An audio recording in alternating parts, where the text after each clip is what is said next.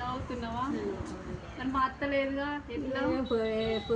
సాయంకాలం అయితే వేయలేదు, ఇంకా లేవలేదు అనిపిస్తుంది. పొద్దుగా వేయలేదా ఇట్లా చూస్తే ఎట్లా అవుతుందే.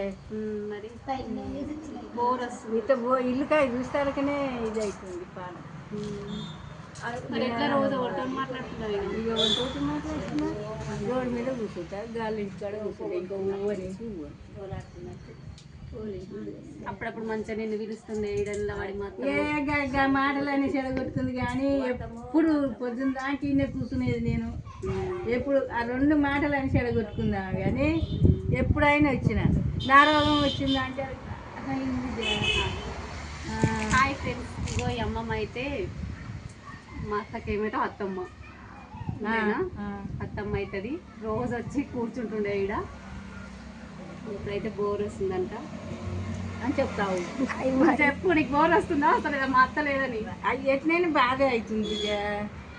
ఇటు చూసేసరికనే తక్కువ అంటుంది.